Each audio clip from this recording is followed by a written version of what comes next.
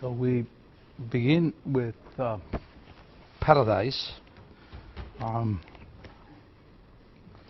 which clearly is different from the earthly paradise. There are two paradises. We went through the earthly paradise. This is, anyway, we begin the third canticle, which is called Paradise.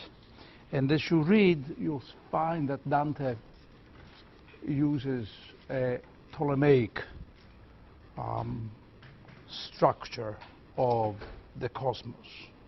A Ptolemaic structure means that for him, as for Ptolemy, the earth is at the center of the universe, unmoved, immobile, and there are a number of 7 planets that circle around it.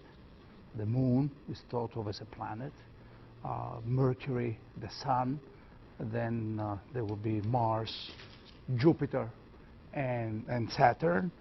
Beyond that, there is this, the heaven of the so-called fixed stars, and beyond that, the primum, the Empyrean, the heaven of fire, from which all motion begins, from which time starts. That's really where the roots of time are found, and they stretch out into the finite world, so that we really are in the shadows of the leaves of time, which means that they are always falling and being replaced. Another thing you have to keep in mind as you go into paradise is that Dante links each of the planets with, I have said this before, I know, but it bears repeating, with one of the liberal arts. And they're respectively, the liberal arts are the 7 liberal arts, and then there are 2 more, since there are 9 heavens. It begins with grammar in the planet of the moon. And so you have to expect that you will find the language of grammarians. Grammar, the moon, and grammar, a very wide definition of what grammar can be. It includes poetry, it includes history, even includes some rhetorical tropes. And then the heaven of Mercury with dialectics. And so you're expecting to find the language of dialectics deployed, and it's going to be deployed throughout the canto. The heaven of Venus and rhetoric, that probably is the least surprising. Eros and rhetoric have an old kinship. They seem to entail each other. Then the heaven of Mars, the god of war, which here Dante couples with music, in the persuasion that music is a harmony made of discordant parts, so that there is a kind of simultaneously a pull and a strife within the heaven of Mars, so of music. Then beyond it, there's geometry linked with the temperateness of Jupiter, and beyond it, astronomy and of Saturn. The heaven of the fixed stars is linked to ethics, whereas the heaven of the Empyrean is really the heaven of metaphysics, as Dante will call it. And you will see the kind of interesting arguments that Dante will have, because in effect he has changed his mind when writing the philosophical text known as the Banquet, and you know now, the Convivio, he writes it in Italian. He had really claimed that ethics is the first and the most important of the arts. It's really the discipline toward which all the other arts are subordinated, and toward which they all point. When Dante writes the Paradiso, he has changed his mind about that, though he also knows that in many ways you cannot quite separate ethics, whatever he means by ethics, with some theory about how the world is. They really are inseparable, and Dante will go on back and forth in configuring the relation of those two disciplines. The other thing that I should mention before we go on is that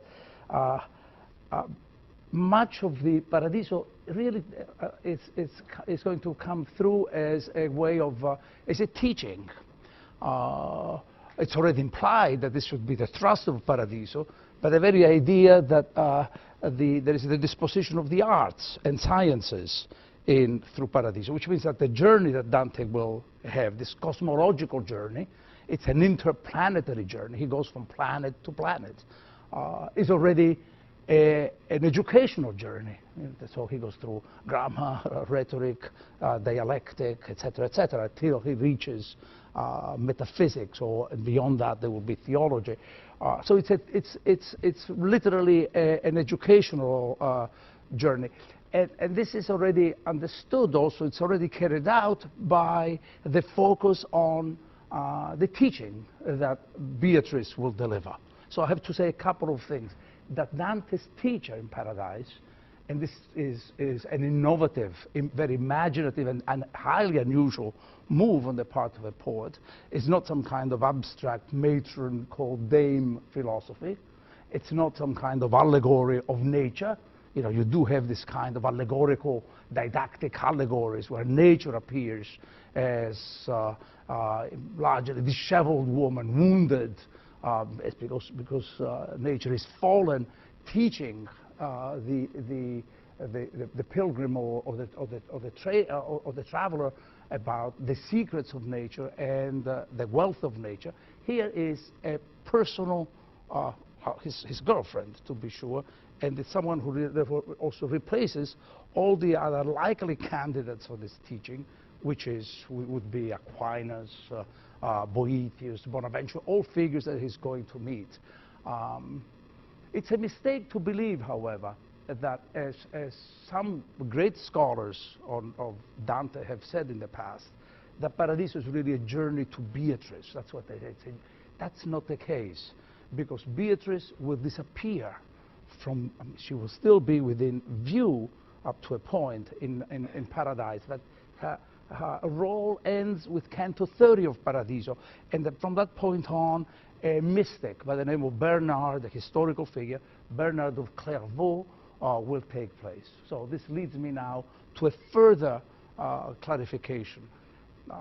There may be the tendency in some of you to view the Paradiso as some kind of account of a mystical experience. You know what I'm saying, that Dante sort of goes beyond his own self, beyond any idea of rational understanding of the world, a surrendering of his own subjectivity to some insight into the whole. This, I don't think that this is what's happening here. Dante will preserve his rationality and his sense of distinction and separation from some kind of cosmic or cosmological and cosmic whole till the very end. There is a way in which Dante will deploy the language of the mystics, and I want to give you some evidence of that, because I think that it opens up an interesting chapter for your further readings. But this is not to be read as a kind of transcription of a mystical experience where the text then goes on in some kind of random approximation or random copying of what the mystics saw and becomes ineffable. Dante uses occasionally toward the end the language of ineffability, but this remains a poetic construction, an imaginative projection into what is a journey into the absolute unknown, into a space no other imagination had really traveled, and have been those who had traveled there, but they never really came back to tell us. Dante will play with that. His is, to use a language, a kind of a way of getting into that which had been left inarticulate and silent. It's really largely a battle against for a poet, threatening boundaries of silence, something that threatens him with defeat. He would not be able to speak. And from one point of view, that defeat for the Christian could also be, of course, a victory. But Dante is suspended between the two the two poles.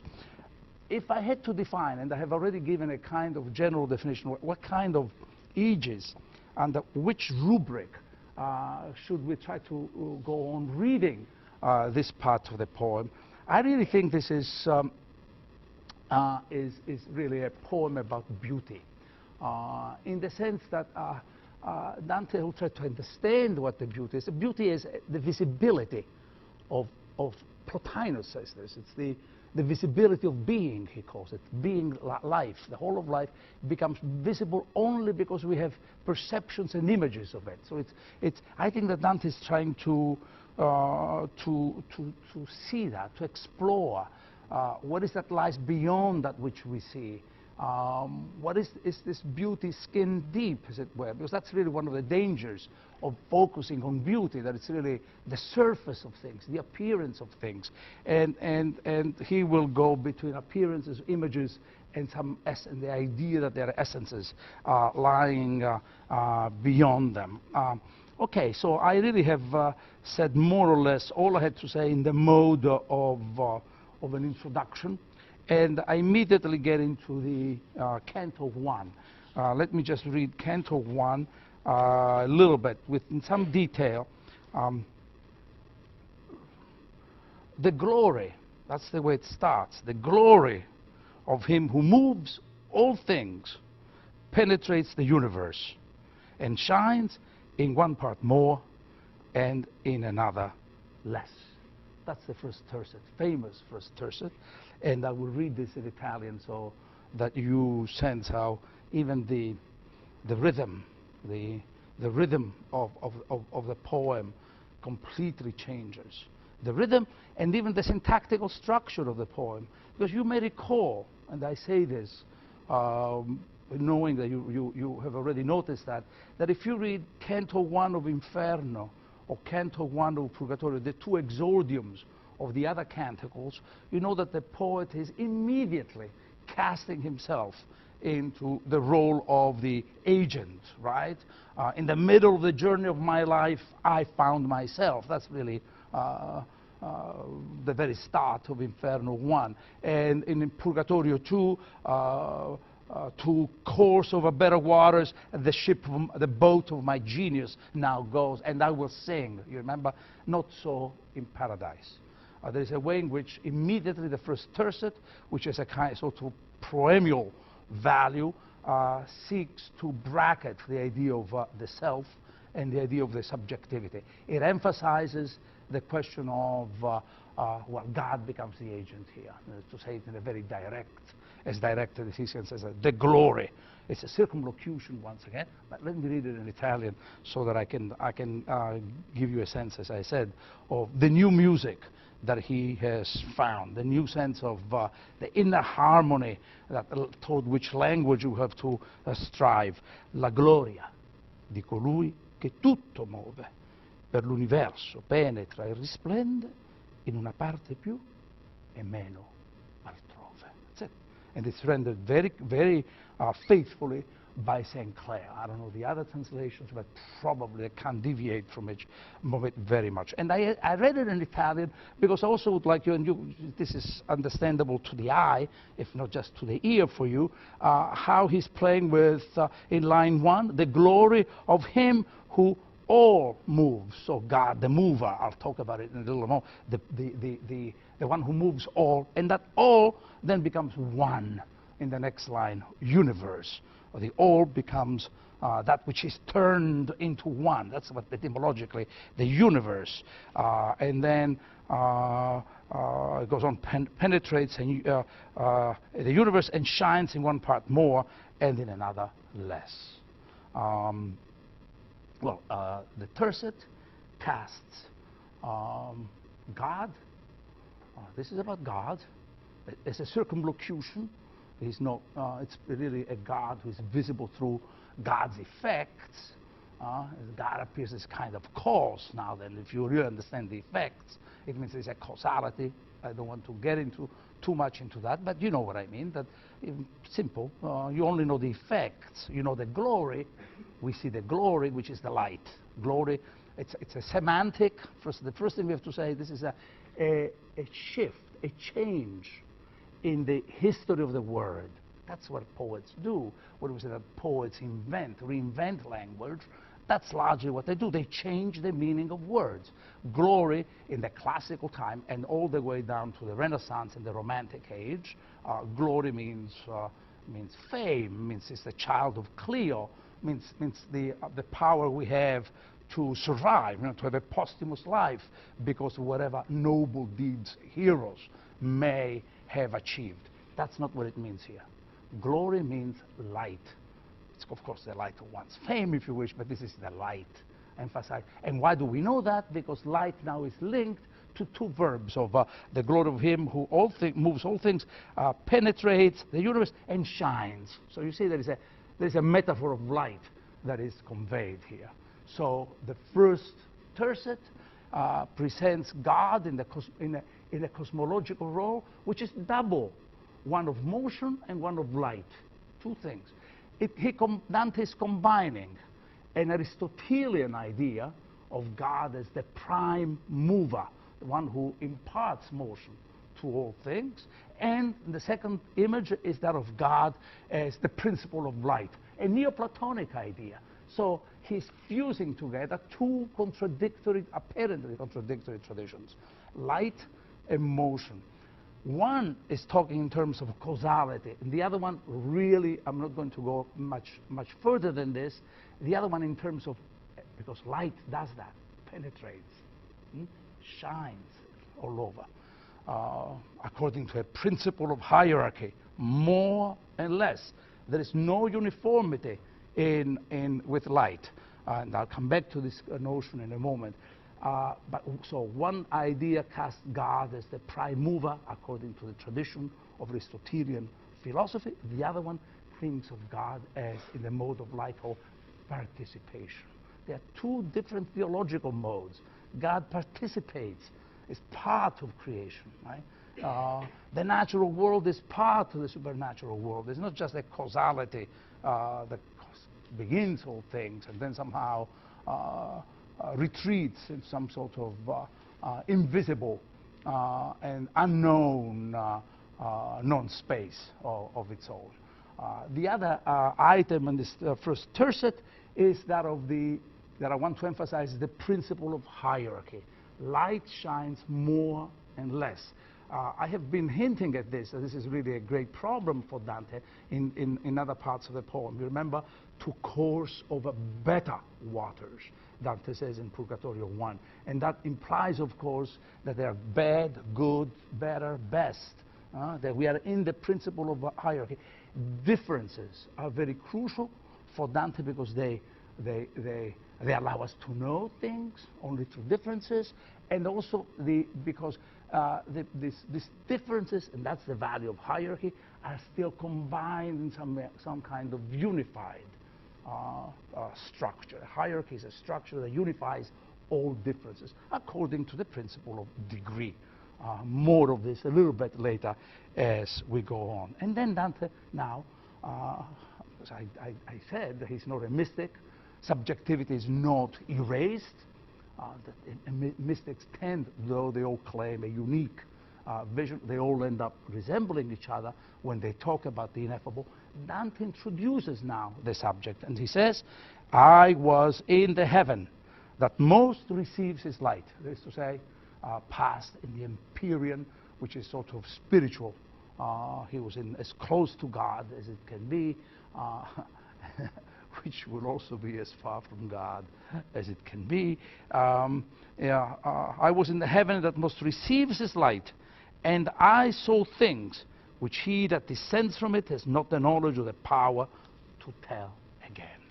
So no sooner does Dante introduce his subjectivity and his way of knowing, and out of this intimacy of and closeness to the beatific vision, then he has also to cast himself as a visionary, has the knowledge or the power to tell. I saw things, and you will see how Dante goes on refining his eyesight.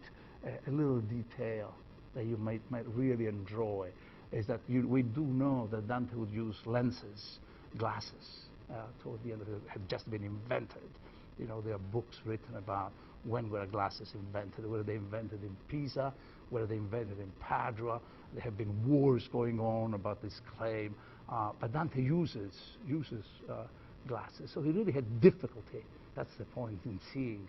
And the whole of Paradiso is about the refinement of sight and the refinement of vision. How you are going to be able to attune, as it were, your eyes to the objects around you. Anyway, he casts himself now as a visionary with an internal vision. You know, I'm not casting him as a Homer who is blind and therefore he sees everything with the inner eye, but he wants to be a visionary poet. And I saw things which, that's to say, one who sees things as a whole. That's what the difference between ear. You know, there are great debates between the ear and the eye. Is that the ear you hear, and you hear always only from one in a linear way. You know, things can come from all sides, but you can only catch a thing at a time. With the eye, you have the eye is the organ, gives you the chance to, the organ of the contemplatives, gives you a chance to see totalities. I saw things which he that descends from it has not the knowledge or the power to tell again. And then he explains why. He explains the status of his poetic language. I saw what is the relationship between language and vision. That's the, if you want to put it in a very abstract way. How are the two related?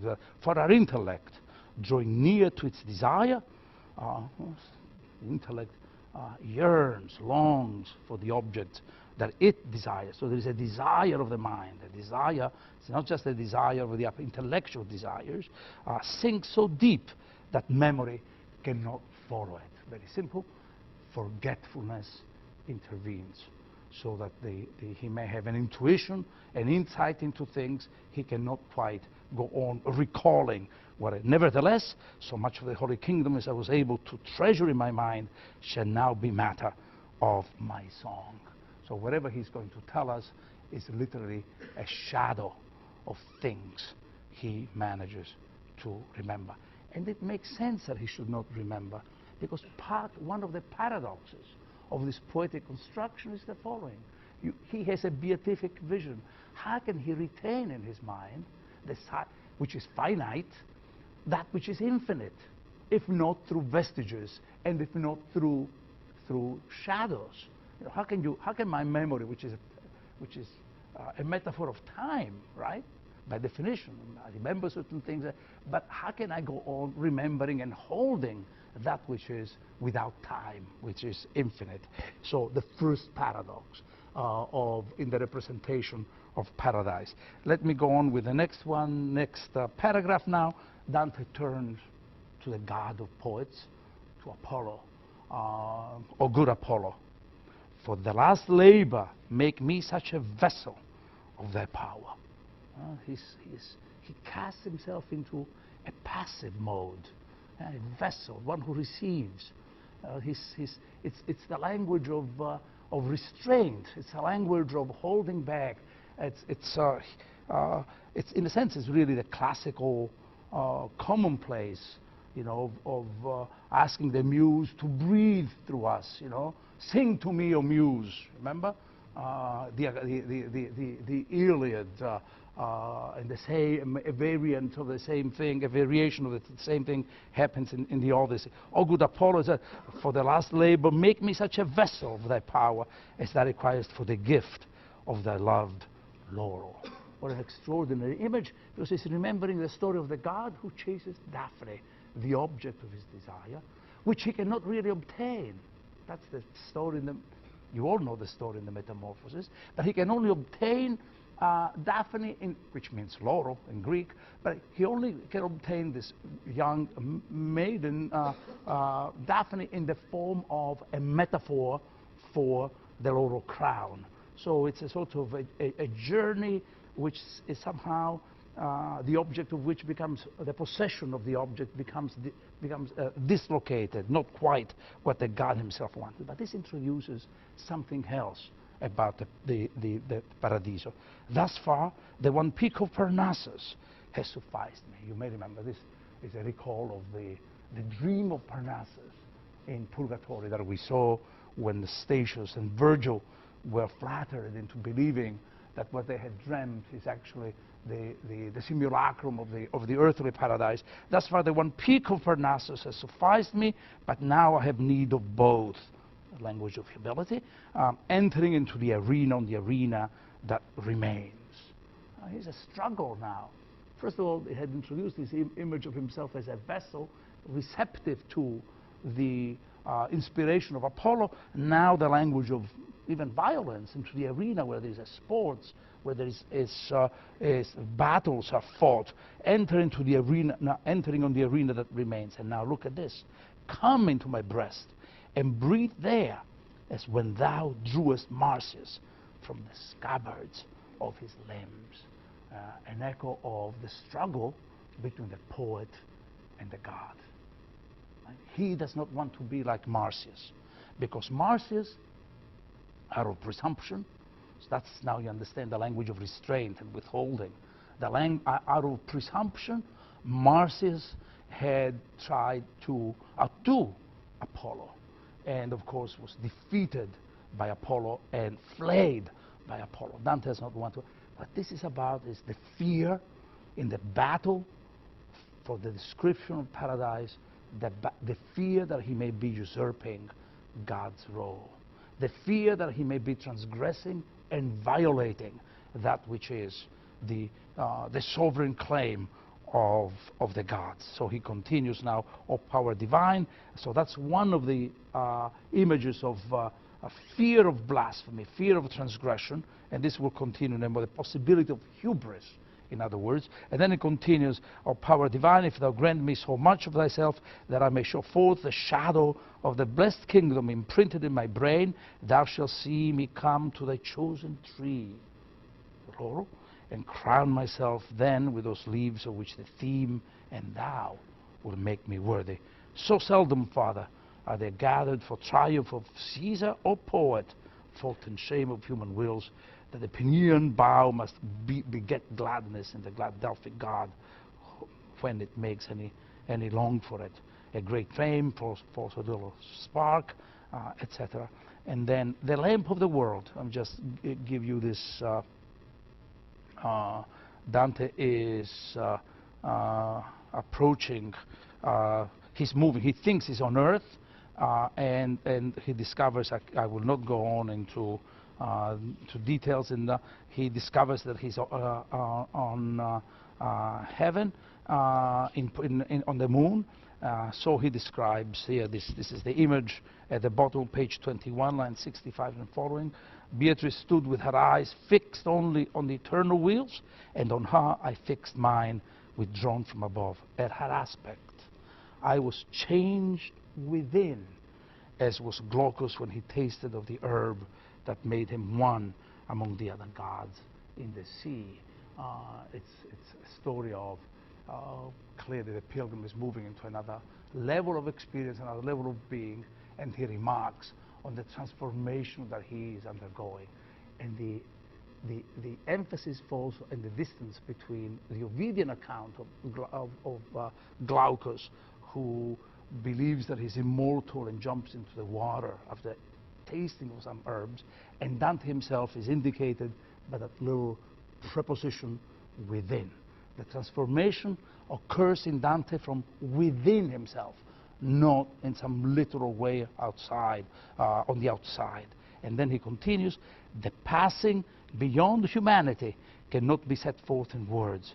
Let the example suffice, therefore, for him to whom grace reserves the experience. The experience that the pilgrim is having is unique and irreducible, and the poem can only be read as an example, as an account of what has happened to him. And then he continues, if I was only that part of me which thou createst last, thou knowest, love that rules the heaven, who with thy flight didst raise me. And your notes, your footnotes will tell you that this is a reference to the second letter to the Corinthians, chapter 12, by Paul, by St. Paul, where he also tells the story of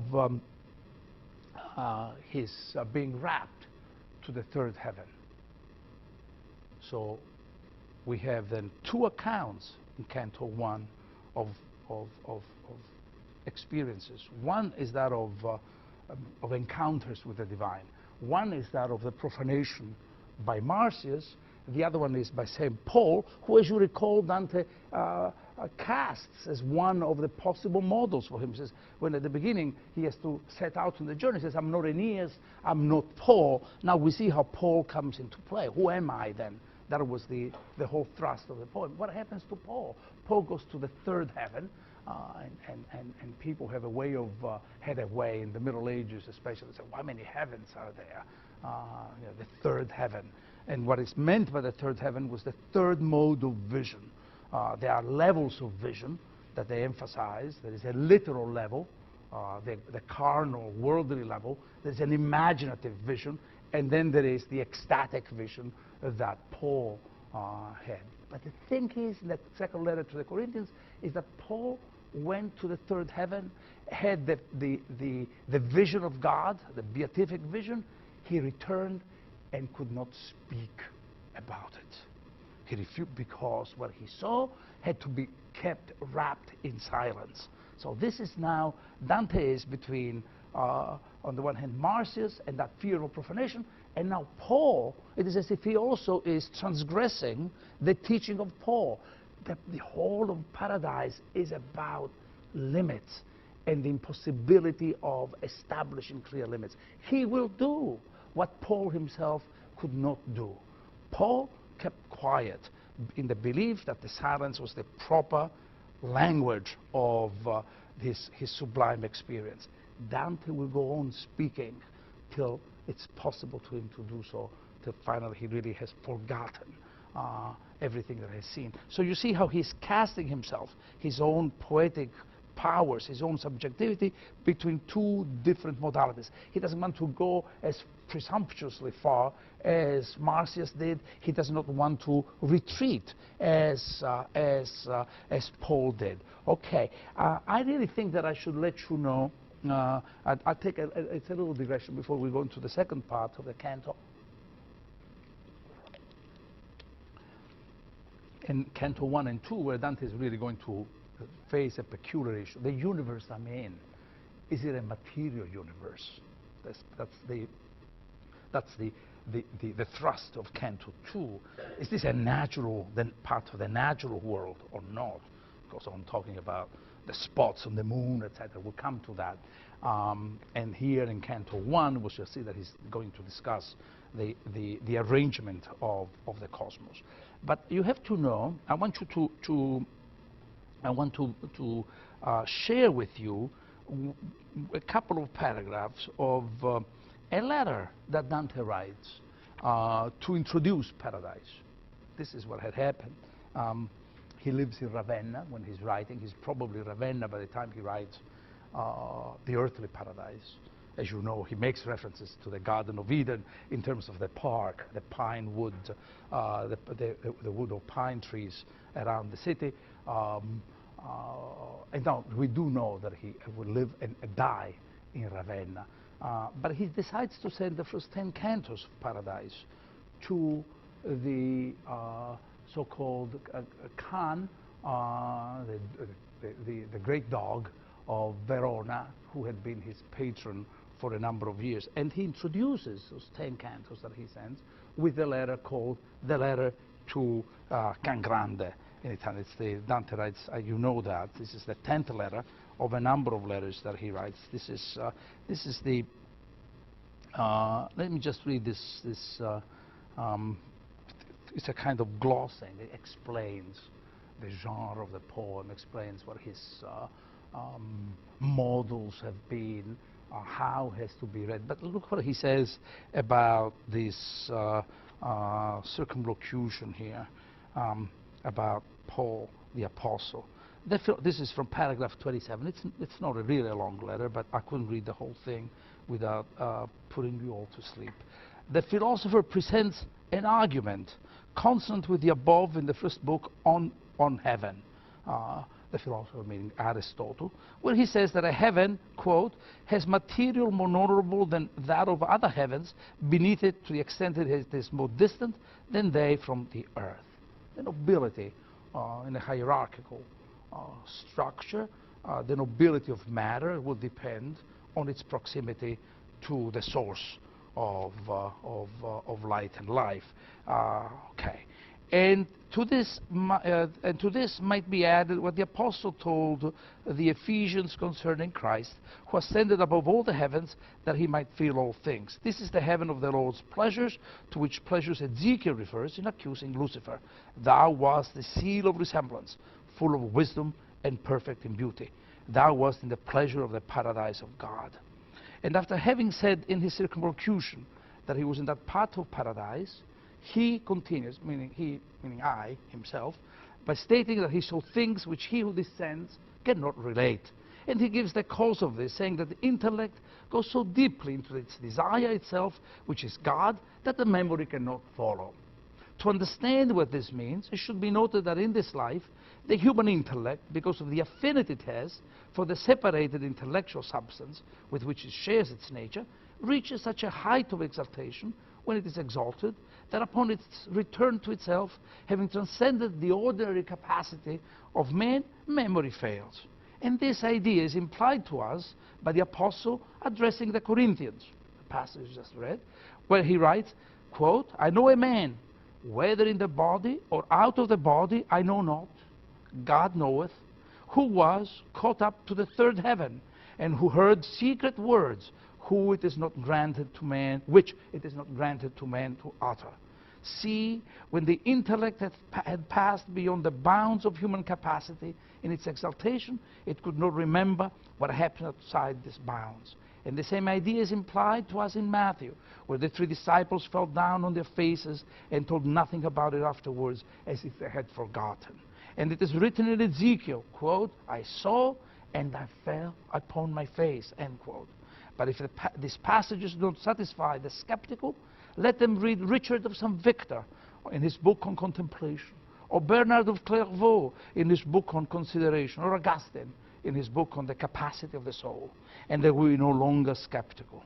Or, if they should bark out against the possibility of such exaltation because of the sinfulness of the speaker, they should read Daniel, where they would find that even Nebuchadnezzar, by divine permission, saw something which was a warning to sinners, and then forgot it. For he who maketh his sun to rise upon the good and bad, and reigneth upon the just and the unjust, manifests his glory to all the living, no matter how evil they are, sometimes mercifully for the sake of the conversion, sometimes harshly as a punishment, and to a greater or less degree according to his will. And the reason why I want to share this passage with you is that it really places with some clarity. It casts, it projects a light of, that makes things clear about the status of the poem. The poem invokes a number of models which are all in the contemplative philosophical tradition. Or, again, Dante does not eschew the prophetic tradition, but he makes them agree with the same mode of the visionary. You know, you see, that's what the prophets do. They see in order to speak. If you are readers of the Bible, you probably have heard, and you may be right, if you were to believe, that there really is no necessary link in the Bible between vision, between the mystics, those who have visions, and those who are prophets. They are two different experiences, two different states. Not so for Dante. It may be true in the Bible that there are two. Dante thinks that the two will go together. You have a vision in order to speak, and that's really what so it helps us understand the sense of poetry with which Dante invokes here at the beginning of Paradiso. Let me go now. Dante has to go on, tries to find out around lines 90 and so, how asks a question about what has been happening to him. now. He's been moving. He thought he was on Earth in the earthly paradise. Now he seems to be on another planet. Line 95. If I was freed from my perplexity, Beatrice dismisses some fancies of his. You make thyself dull with false fancies, so thou cannot see as thou wouldst if thou had cast them off. You are no longer on earth as you think, but lightning flying from its own place never ran so fast as thou return to thine. The journey, Dante's is traveling so fast, the speed of light, to go from the earthly paradise to the moon. If I was freed from my perplexity, so by the brief words she smiled to me, I was more entangled in a new one, and I said, I was content already, resting from a great wonder, but now I wonder how I should be rising above these light substances. Two, three things. One that I should mention to you, and I will never mention them again, but Paradiso is all unfolds the narrative economy with the pilgrim experiencing perplexities and doubts, which Beatrice will clarify, and in turn those responses go on triggering new doubts. So it's really a question of doubts and answers in an unending process of the mind enlarging itself, and always filled with wonder. And that's really the language that I want to start emphasizing for you here. How Dante's using this figure of admiration, he calls it, line 97, or I was content resting from a great wonder, now I wonder, and this will, you will see, continues throughout the beginning of Paradise. What is this wonder? It is, first of all, a definition of the aesthetics of Paradise. Wonder translates the Latin admiratio, that's the Italian word, in English admiration, which actually is to be understood, admiratio, the Latin, English admiration, but for the Middle Ages, it's nothing less than the sublime. If you wanted to translate a medieval admiratio or admiration into an equivalent English, an aesthetic English term would be the sublime. The pseudo-Dionysius idea of the sublime, it's not a romantic idea. It's probably, you are led to believe it's an old idea. It's a Greek notion of indicating the mind that is overwhelmed with the spectacle of things that dwarf the mind, things that the mind cannot quite comprehend. That's the sublime. There can be the sublime in nature, there can be the sublime in art, there can be other forms of the sublime. Dante's mode of Paradise is indeed, this is the oscillation of a mind that is opening up, full of doubts, which really now, that's where he becomes subjective, critical, and then the experience of the sublime overwhelming him. But this idea of the sublime now introduces a picture of the universe the way Beatrice will deliver it. She, therefore, after a sigh of pity, I love her, I must say, you know, the way she's going to treat Dante like a child at this point, after a sigh of, bent her eyes on me with a look of a mother, a look a mother casts on her delirious child. Delirious in the etymological sense. I don't think that he's really actually crazy. Delirious, or the word English, the word we use, delirium, simply means getting off the furrow. Delirium in Latin means the furrow. Wherever you go off the rut, as it were, or the furrow that you are tracing, then you are delirious. You are going off on your own in some kind of silly direction. And she began. That's the first picture of the universe. And we are going to find that this picture is going to be refined in a number of ways. But this is what he can understand now.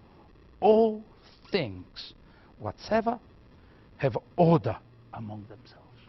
That's the premise in Dante's Cosmos. And I will just add for you, and he continues, she continues, and this is the form that makes the universe resemble God. This is so that the universe has a likeness to the divinity. Two things to be said immediately. The word order, in case you don't know, is ordo, that O-R-D-O, means beauty. It's the idea that it's the symmetrical arrangement of proportionate light, full of light and clarity, structure of all of the whole, ordo. Even the word forma, one of it means form, means that there is a shape to things, but it translates the Latin pulchritudo, another synonym for beauty. The picture of the universe that Beatrice evokes for Dante is one of beauty, which in turn implies vision, because beauty is defined that which is seen gives me pleasure. This is the famous definition of Aquinas. That which is seen gives pleasure. That's beauty. It's a sort of subjective idea of beauty. Here, of course, Beatrice thinks of an objective order of the world. It's not the fact that I like it only, though Aquinas also gives that explanation of beauty. That which seen pleases, and that implies a self, a taste, a personal taste, a very, very rich medieval understanding of the aesthetic experience. But there is also an objective idea of the whole universe laid out in order, shape, clarity. These are the number, proportion, clarity. These are the attributes of beauty and this cosmological beauty. Let me just continue, because this line, that the universe resembles God, seems to be such a nice way of thinking about the universe, but if you really think about it, it's really a heretical proposition. You know, the universe is like God. What about the evil that there is in the universe? Is the idea that there is a continuity between God's transcendence and God's immanence? What's he saying? I know that he's a little bit like Marcius, and he just likes to be a little better than Paul, or at least he's going to talk. But now this is really a strange statement, and therefore has to be clarified. And I think she will. I talk like this because I have to explain that I just was looking at a great text of, in view of my class today. Last night I was looking at a great text by A.O. Lovejoy. So some of you may know him. He was one of the truly great, the inventor, if so one can speak this, of the whole idea of the history of ideas in the United States. He used to be a great professor in the 40s, 50s, and early 60s at Johns Hopkins, and he wrote a great book, which I still advise people to read, The Great Chain of Being, because that's really the idea. You know, the great chain of being, it's this, what is this great chain of being? It's this virtual metaphor of the continuity between the world of unity and the world of multiplicity and plurality. You know, and it implies that we are on that the whole universe is this arrangement, a chain, an invisible chain. It's an idea that reappears in the 18th century English literature. Pope, for instance, he uses this. I read this in Lovejoy. But it also implies, it's a strange idea, because it implies that the value of things, the values of every entity, depends on the position one occupies in the various rings of the chain. So that if you're an angel, then you're really above human beings who are made of both, we are beastly and angelic at the same time. We have this kind of paradoxical quality of being spiritual and animal at the same time. And then we, according to that idea, though some of you may doubt it, we are better than dogs. And dogs are better than stones, and so on. You see the kind of hierarchy, a system of degrees. And he, Lovejoy, goes on saying, well, this is really the moment when Dante is adopting the idea of the great chain of being, and this great chain of being makes him really unorthodox. I want to tell you that that's not true, because I think we should read more carefully this passage. This is the beginning here, about this resemblance. The universe resembles God. Here, Beatrice continues, the high creatures see the impress of the eternal excellence, which is the end of which that system itself is made. In the order I speak of, all natures have their bends. We all have our own specific gravity. We are all drawn, we all are drawn by our desires. We go where our desire takes us, our desires. And so there's a kind of natural instinct, a natural movement in this way in which a stone, if you drop it, falls always to the ground naturally because of its specific gravity. And the fire, if you light a candle, the fire will always go up instinctively. All things move according to their weight, according to their specific weight. It's a spiritual gravity. Now, are we like that? Is that really what Dante is saying? That, that's what he seems to be saying, according to the different laws, nearer to the source and farther from it. They move, therefore, to different ports over the great sea of being, each with an instinct given to it to bear it on. This bears fire up towards the moon. This is, by the way, this is really a passage, Dante is rewriting a passage from Augustine's Confessions. This is the motive force in mortal creatures. This binds the earth together and makes it one. And not only the creature that are without intelligence as this bow shoot, but those who have intellect and love, meaning us. We have intellect and love. You know, remember the famous great poem about women who have intellect and love. Now we all have. Yes, she says intellect and love. The providence that regulates all this makes forever quiet with its light the heaven within which turns out of the greatest speed on top, the primo mobile, and thither now as to a place appointed the power of thy bowstring is bearing us, which aims at a joyous mark. It is true, and now that's the correction to Lovejoy's interpretation. It is true that as a shape often does not accord with the art's intention because the material is deaf and unresponsive, so sometimes the creature, having the power thus impelled to turn aside another way, deviates from his course. And as fire may be seen to fall from a cloud, lightning, for instance, light does not go always up, light can go also down. And as fire may be seen to fall from a cloud, so the primal impulse, diverted by false pleasure, it turned to the earth. In other words, within this description of the order of the cosmos, Beatrice goes on to say that human beings are the odd figures, that we somehow have the power to deviate from this pattern of order, that we can undo. We have this paradoxical freedom that makes us either stay within a particular idea of what God may have meant, or really for us, or really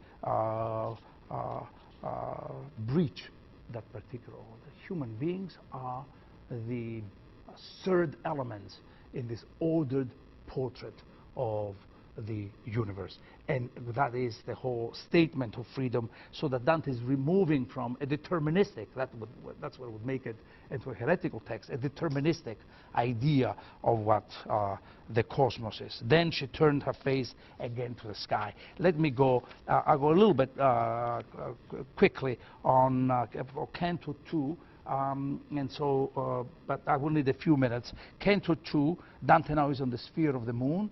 If you know that, and there'll be a discussion on the spots. There's this whole medieval legend. If you look at the moon, a full moon, you see the dark spots. And the legend was that Cain, and the medieval legend that Cain, running away from the knowledge of the murder of his brother, had actually, with the help of God, God had removed him from the earth and had taken refuge there. And whatever we see there is just the imprint of Cain. Dante dismisses this legend, which goes on talking about science. She, Beatrice, will have a scientific discourse. And the question is this a natural cosmos or not? Do we see shades on the moon simply because there's a density, or not, or rarity of matter? Or is it because, therefore, light has a way of going through this matter of the moon according to a principle of more or less, the rarity and density? Or is it because there is a different way in which light is distributed? The solution Dante gives, or Beatrice will give, is the second one. We see the shadows on the moon simply because there is a different source of light. In other words, the natural cosmos has to be understood in terms of its metaphysics. The physics can only be understood in terms of metaphysics. But what I want to stress to you is that the natural and the supernatural are always seen by Dante as holding hands together. They are not two separate worlds. They are not two separate dimensions. They are two different ways of looking at the same thing. But let's see how he introduces the canto, which I think is important for a number of reasons. Canto 2. O you who in a little bark, the language of humility is suspect at this point, because we know that the sublime is the mode, is the trope that he will use. Or you who in a little bark, you. He's addressing us. He's beginning addressing readers. Eager to listen, have followed behind my ship that singing makes her way. Turn back to see your shores again. Do not put forth on the deep, for perhaps losing me, you would be left bewildered. The waters I take where I never sailed before. It gives poignancy to the little bark. It's a little bark because I'm doing I'm engaged in such a magnificent, extraordinary adventure, right? The waters I take where I never sailed before. Minerva breeds, Apollo pilots me, and the 9 muses show me the bears. And then a restriction of the agents that he has been addressing. You are the few, kind of reductive apostrophe. The very few here, it's the la crème de la crème, you would say, of you guys, the very few who really know and are interested in the mysteries, in the most esoteric, arcane sciences that he's going to put out here. You are the few that reached out early, that the language actually says, turn your neck. This is really poor translation.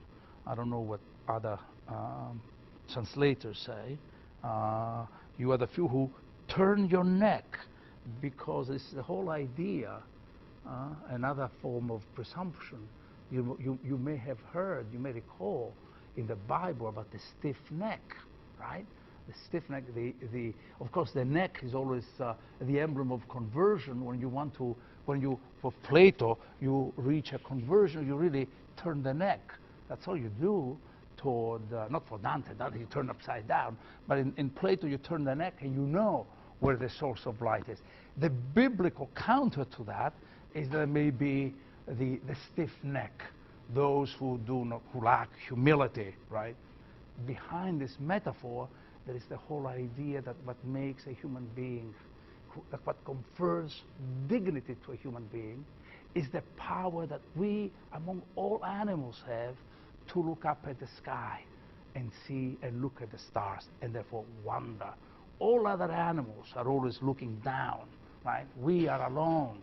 Of course, there are other people who believe that what makes human beings, gives particular dignity to human beings, is something else. Of all of them, as those who say that we speak, of course, but of all of them, the one I really like is that we are capable of laughing. That's the explanation. It's an Aristotelian idea, but it's explanation of comedy.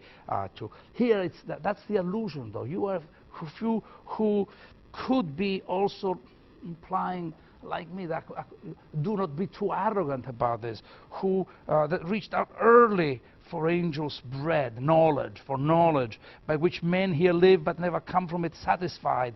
You may indeed put forth your vessel on the salt depths, holding my furrow before the water returns smooth again.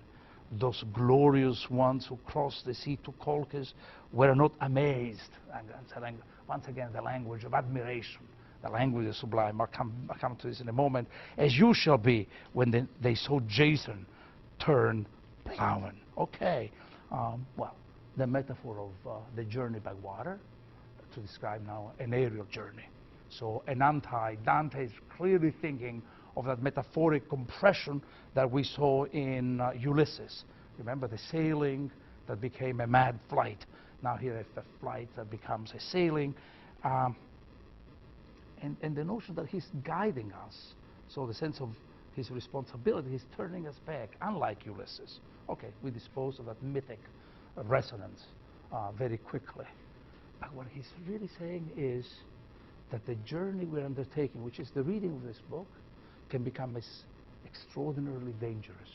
And the reason why it becomes dangerous is because he's traveling over water that leaves no wake behind it. This is what I would call the danger of the seafaring. In seafaring, you have no pre-established routes. There is nothing, there's no way, no road, no path that can be there fixed and you can find. So he's inviting us to keep very close to him, but we might be losing him at the same time. The journey by water is not exactly like the journey by land, because there are no pre-established directions marked for us. And then finally this allusion to Jason. So he's not like Ulysses is like the hero of the Argonauts who has gone looking for the golden fleece, and it's an image that he appears at the end of Paradiso 33, where Dante has the god Neptune from the depth wondering at the extraordinary power of the human imagination, the human will. They wonder at the heroics of Jason. And Neptune is without, he can't quite believe what he sees. It's clearly an allusion to what Dante himself is going to do in seeing God face to face and then returning to the earth. But what I want to emphasize, and here really I will stop and give you a chance to ask me some questions, is that we probably never read, I think we skipped Canto 18 of Inferno. I think we did. I don't think that I asked you to read it. And I don't presume that you would go and read what I don't ask you to read. So you never really did. But in Canto 18, Dante, if you go and read Canto 18 of Inferno, you will find Jason punished among the flatterers and the seducers, because he is the famous for seducing Hypsipyle and abandoning her. Okay, it's a version of what happened to Theseus and Medea. It's one of the great fixations of Greek, one of the great situations of repeated situations of a Greek tragedy. But the interesting thing is that Dante now is distinguishing between the ethical judgment of Jason, who is behind in Inferno 18, and the imaginative, aesthetic value of the adventure itself. Now, is he saying therefore that the good and the beautiful are really two distinct things? He's warning us about that, and that's where I want to pick up the conversation next time, when we're going to be talking about the value of images and the ethics of images. But let me finish here now and see if there are some questions which I will try to answer.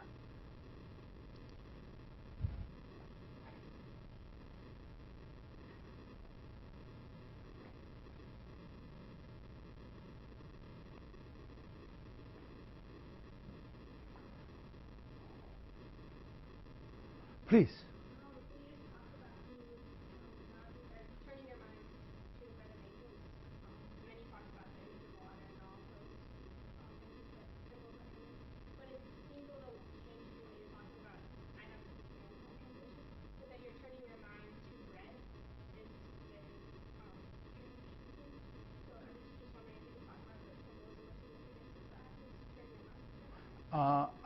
The question is about explaining the image of bread in the beginning of Canto 2 of Paradise, where Dante says, addressing the readers, that they are turning their neck too early to the bread of angels.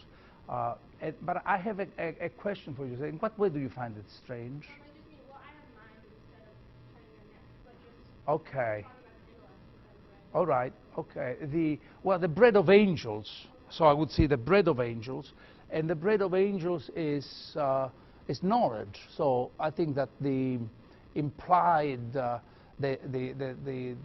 the transference, the metaphorical reading by Mandelbaum is accurate. I wish it were more literal, but just as I think that my own translation, of course, St. Clair also, it's one of the few times that he deviates from the literal burden, because the literal burden of the metaphor has a number of resonances which I think are valuable, like exactly the stiff neck, the turning of the neck. In a context like Paradise, where Dante starts out by clearly locating himself within some contradictory possibilities, the possibility of a transgression or the possibility of trespassing in the case of Paul. So where exactly is he? So that image is by the image of the turning of the neck early for the bread of the angels, is also reverberates with anxieties that he has about his own adventure and his own enterprise. I don't know if this answers your perplexity, but So the bread of angels is really knowledge. The bread of angels is knowledge.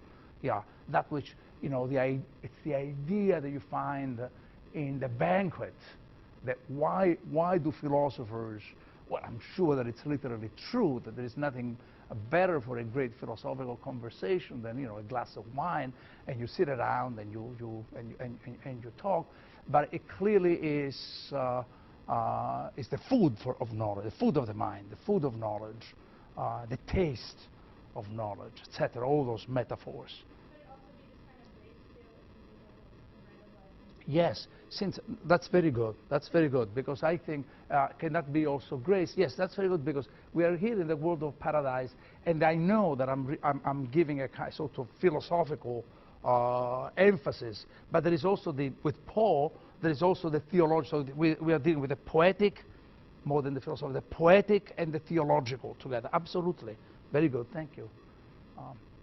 Other questions, please. In the beginning of Canto 1, when he describes how God sheds more or less pure light on different parts, the phrase pure meta was also used in Purgatory to describe different aesthetic perspectives. Is Dante trying to bring that in here, or is he just talking about the hierarchy of who God chooses to shed light on? Well, good. The question is in line 3 of Paradiso 1, Dante uses the phrase more and less, talk about the light that shines on creation according to a principle of more or less. And then the concern is that Dante uses this phrase quite often in Canto 10 of Purgatory, where in the world context of art there is that phrase about I call it approximation. So is Dante joining the two? Does he want us to put the two things together? And let me answer that. Far be it from me ever to say, no, Dante does not want us to do that. The whole reading, I mean, if there's a principle to the way I read, is that the more echoes you can find, the better I think that we serve, the better we understand the poem and we serve what I take it to be the intention of the poet. But I had never really conjoined the two in my own mind for one simple reason, because here I think Dante's asserting the principle of hierarchy. I think that in Purgatorio, Dante is doing something completely different. Since it's the context there, is pride, he's really reversing all forms of what is the measure of the human beings? How do we measure human beings? I could say that this is actually a problem that goes here every time you have a hierarchy. I'm really placing myself in between an order, a rank of different values. And so I can say that is also happening in Canto 1, but frankly the context will not allow me to go far too much beyond this. So yeah, there is a way in which every time I talk of hierarchy, I'm talking about a rank ordering, and therefore the sense of my place, it's a little bit removed from the concerns here it's there, but not the most compelling argument for me. You may prove me wrong, of course, but I would say this issue appears there. You know, we join things together. Let's try to keep also each entity in its own specificity, so that we really understand that how far his thinking can go with a representation of a scene than another. But I like that. Good. I like the fact that you join, you combine. Yes. I have a question as to who is his audience. If you read Homer and Virgil and later Shakespeare, we know that they are writing or speaking to a wide range of people with different levels of intellectual sophistication. But now that you've moved into the paradigm, I'm so aware of how much one would need to know about philosophy and theology and poetics in order to appreciate what he's doing. The question is, who on earth could Dante's audience be? We know who the audience of Homer, Virgil can be, is, but what about the audience for Dante? Someone who has to know philosophy, theology, and so on. And my answer is, you're right, that we do know roughly about Homer, because after all, there is always Demodocus in the Odyssey who is singing to the audience at court till Ulysses appears, and rhapsodes, and Homer is the one of the rhapsodes, or maybe the one who stitches together the voices of the rhapsodes. That gives us a miniature account of an audience. With Dante is a little bit more difficult to understand. It's, I think, I can tell you now, contemporary poets think that Dante's poem, especially Inferno, ought to be read in the streets, like really rhapsodes going on the ancient Greece. They would go from one fair, one marketplace, and the day of the market to another, and gather people together, the feast days of the community. But I can be a little bit more romantic, that I think it's true, but that Dante probably did read some of his cantos when he was in Ravenna and or Verona, to in the evening gathering, the circles of courtiers. But I don't think of Dante as a courtier. I mean, he doesn't seem to have the values. He has aristocratic values of the mind, of course, but he doesn't seem to share the social problems of the court. I can think of some aspects of Shakespeare being the poet of the court, the poet who would be read by the queen, and he wants the queen to read his texts. Or the theater, we know about the theater. A part of Paradiso was not known at all. Some people, the first 10 cantos were sent to the patron, who would probably give him what today we would call a grant. You know, you apply for a grant, would give him a gift for the great, extraordinary dedication. And that's what patrons would, the role they would play. But I think that Dante, and this is going to be very romantic, it's a Benjamin now. I think that Dante writes this kind of poetry at the end for God. I don't think that he could care. I don't think he has an empirical audience in mind. He really means it, the few. I don't think it's a rhetorical strategy at the end. You few who are going to read that. And it's too much written, it's written too much in the mode of a quest for God, you know, a prayer. Actually, it's a moment at one point where language bends into a prayer, and therefore with the language of a longing, that goes with prayer, that I really think it's meant for God. I mean it in a very serious way, and ends with a prayer. The great Canto 33 is an extraordinary prayer. So that's my answer. I'm sure that I have a dear friend who wants to make a movie about reading Dante in the streets, and that's fine. But I'm not sure that that's what Dante thought. I mean, I really am not sure about that. Great question. Thank you. See you next time.